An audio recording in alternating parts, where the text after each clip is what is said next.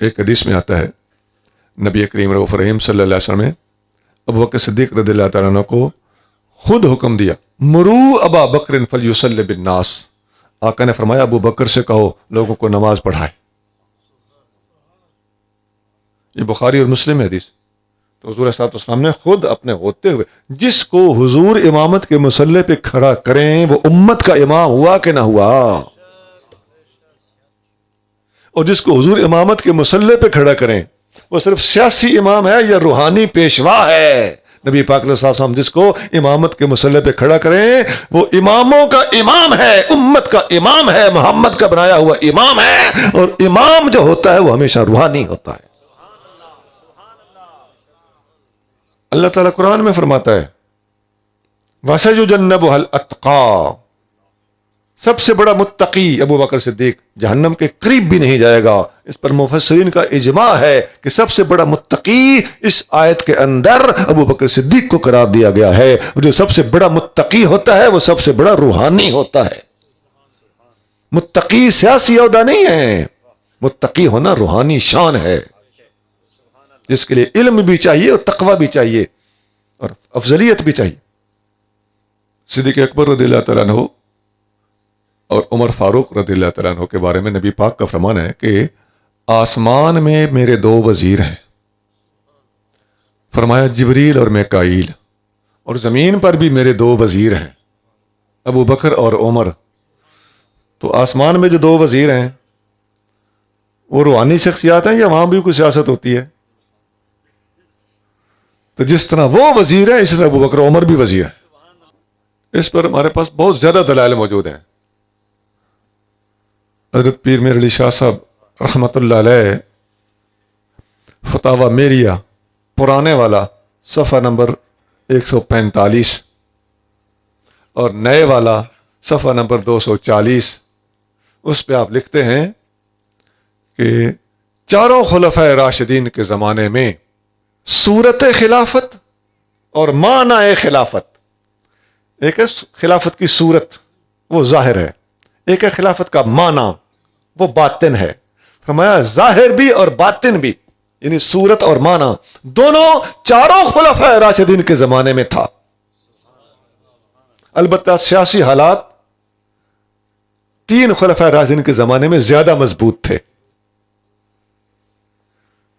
اور اعلی حضرت امام اہل سنت شاہ احمد رضا خان بریلوی رحمۃ اللہ علیہ آپ لکھتے ہیں کہ یہ جو لوگ کہتے ہیں نا کہ یہ سیاسی خلیفہ ہے اور یہ روحانی خلیفہ ہے، اعلی حضرت لکھتے ہیں المستند المعتمد کتاب کا نام ہے، عقائد پر کتاب، عقائد کی کتاب ہے عربی میں، تو میرے پاس موجود ہے، دو نسخے میرے پاس موجود ہیں، ایک پرانا ایک نیا ہے۔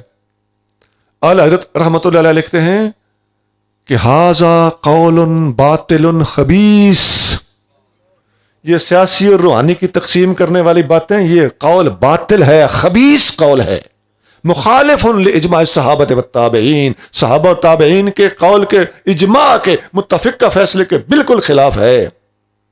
والافضلیت فی کثرت الثواب وقرب رب الارباب، افضلیت ہمیشہ کثرت ثواب میں ہوتی ہے اور رب الارباب کے قرب کے لحاظ سے ہوتی ہے۔ ابو بکر صدیق کو اللہ کا قرب سب سے زیادہ حاصل ہے، اس لحاظ سے ابو بکر صدیق سب سے افضل ہے۔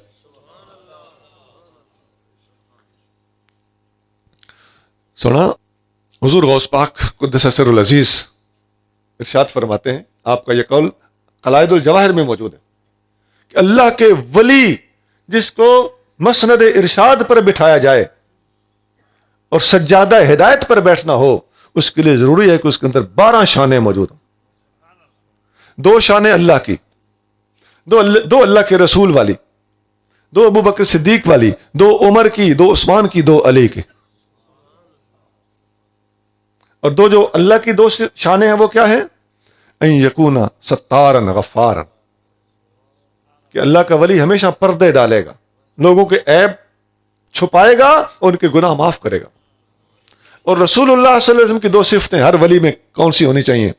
فرمایا ان یکون شفیقا رحیما، اللہ کا ولی ہمیشہ شفقت والا ہوگا، مہربان ہوگا۔ اور ابو بکر صدیق والی کون سی ہوں گی؟ ان یکون صدیقا متصدقا، کہ وہ صدیق ہو اور متصدق ہو، سچ بولتا ہو، لوگ اسے سچا مانتے ہوں. اور عمر فاروق والی کون سی ہے؟ فرمایا ان یکون امارا نہاء، نیکی کا حکم دینے اور برائی سے روکنے میں سخت ہو، ڈٹ جاتا ہو، ایسے نہیں اپنے مریدوں کو چنگی ماڑی بتاتا ہو. اور عثمان غنی والی کون سی ہیں؟ فرمایا ان یکون طعاما، کھانا کھلانے والا ہو، وقائما باللیل والناس نیام، رات کو کھڑا ہو کے عبادتیں کرتا ہو جب دنیا سو رہی ہوتی. اور علی المرتضیٰ والی کون سی ہیں؟ فرمایا ان یکون عالما شجاعا، کہ علم والا ہو اور بہادر ہو. آپ بتاؤ، یہ جن کو ولی کے اندر جن کی صفتیں ہونی چاہیے، یہ سیاست کی صفتیں ہیں؟ یہ ساری کی ساری روحانیت سے تعلق رکھنے والی صفتیں. ہمارے مرشد کریم حضرت سید رشید الدین جھنڈے والے سرکار رحمۃ اللہ علیہ نے ہمارے سلسلے کی کتاب ہے، ان کے خلیفہ تھے حضرت نصر اللہ شاہ صاحب، اور ہمارے روزہ دھنی بادشاہ کے صاحبزادے تھے حضرت سید محمد یاسین بادشاہ رحمۃ اللہ علیہ. ان کی کتاب ہے صراط الطالبین. ان کتابوں میں لکھا ہوا ہے، وہ ہمارے سلسلے کے مراقبوں میں شامل ہے. ہمارے سلسلے کے ساتھ ذکر ہے 19 مراقبے ہیں، اور آخر میں ہمارے مراقبوں میں یہ چیز شامل ہے کہ فقیر اپنے تمام تر لطائف کو کی طرف متوجہ ہو کر اس طرح بیٹھے کہ نبی کریم صلی اللہ علیہ وسلم کو اپنے اخفا لطیفے میں اور باقی 4 لطائف کے اندر چاروں خلفائے راشدین کو بیٹھا ہوا دیکھ کر اس تصور کو جما کر اس طرح بیٹھے کہ یہ 5 ہستیاں میرے جسم کے اندر اپنا فیض انڈیل رہی ہیں. تو جو فیض انڈیلتے ہیں وہ اللہ کے ولی ہوتے ہیں.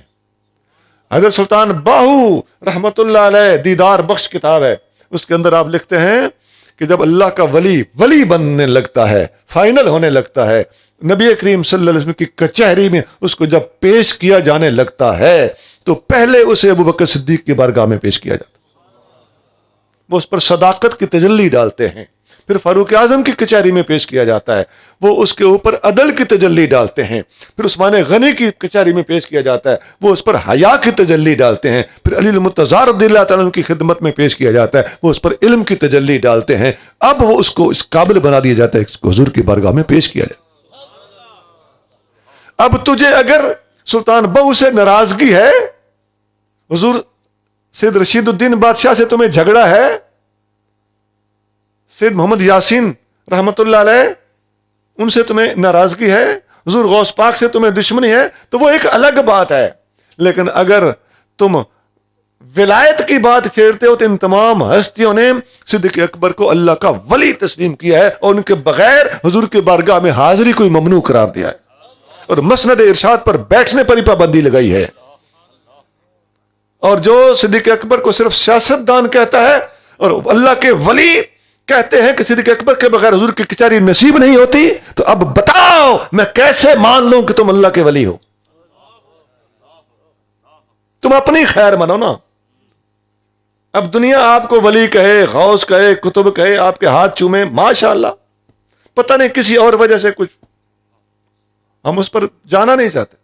لیکن قبلہ آپ نے تو خود اپنی ولایت کی نفی کر دی ہے. یہ سارے کے سارے اللہ کے ولی بننے کے لیے صدیق اکبر کو بیچ میں لانا شرط قرار دے رہے ہیں، اور تم نے ان کی ولایت کی نفی کر کے اپنی ولایت کا کم از کم تیا پانچا کر دیا. پتہ چل گیا کہ یہ لوگ کتنے پانی میں، جن کو اتنا بھی نہیں پتا کہ مسند ولایت بٹھانے کے لیے صدیق اکبر کے بیچ میں ضرورت پڑتی ہے.